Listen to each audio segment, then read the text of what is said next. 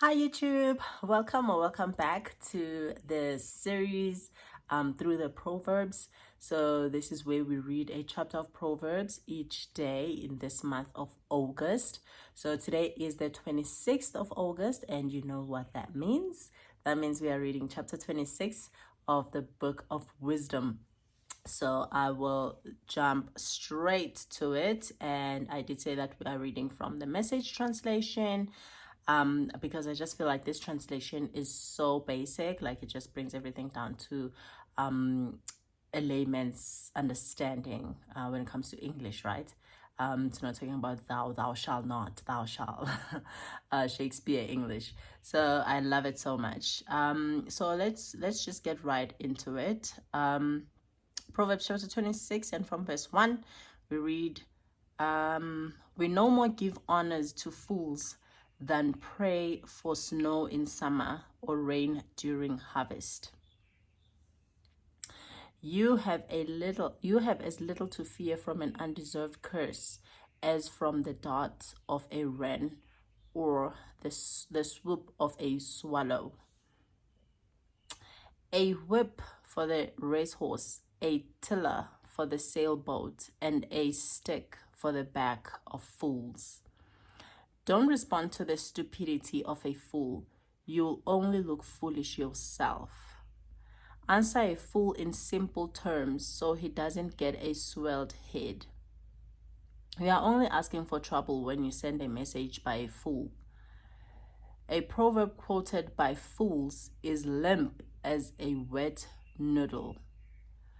Putting a fool in a place of honor is like setting a mud brick on a marble column. To ask a moron to quote a proverb is like putting a scalpel in the hands of a drunk. Hire a fool or a drunk and you shoot yourself in the foot. As a dog eats its own vomit, so fools recycle silliness. See that man who thinks he's so smart? You can expect far more from a fool than from him. Loafers say it's dangerous out there. Tigers are prowling the streets. And then pull the covers back over their heads. Just as a door turns on its hinges, so a lazy bones turns back over in bed. A shiftless sluggard puts his fork in the pie, but is too lazy to lift it to his mouth. Dreamers fantasize their self-importance, but they think they are smart. Dreamers fantasize their self-importance. They think they are smarter than a whole college faculty. You grab a mad dog by the ears when you butt into a quarrel that's none of your business. People who shrug off deliberate deceptions, saying, I didn't mean it, I was only joking, are worse than careless campers who walk away from smoldering campfires. When you run out of wood, the fire goes out. When the gossip ends, the quarrel dies down. A quarrelsome person is in a dispute is like kerosene thrown on a fire. Listening to gossip is like eating cheap candy. Do you want junk like that in your belly? Smooth talk from an evil heart is like glaze on cracked pottery. Your enemy shakes hands and greets you like an old friend, all the while plotting against you. When he speaks warmly to you, don't believe him for a minute. He's just waiting for the chance to rip you off. No matter how shrewdly he conceals his malice, eventually his evil will be exposed in public.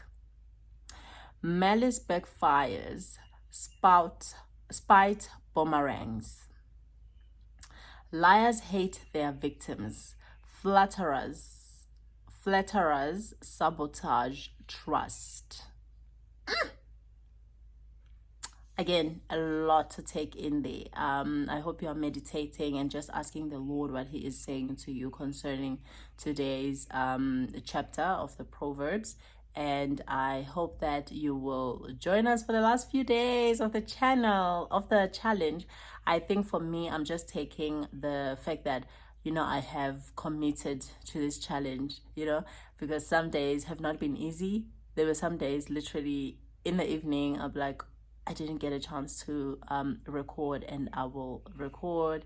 And just the commitment to reading the word every day and just sitting with it for 5 minutes, 10 minutes, whatever amount of time you have. Just sit with the word and just read through it again, go through different translations and just hear what the Lord is saying to you in this season, right? For me, there is so much that I'm taking from this, and I hope that you will join me again tomorrow for day 26 through the Proverbs. I love you so much, and have a blessed day. Bye for now.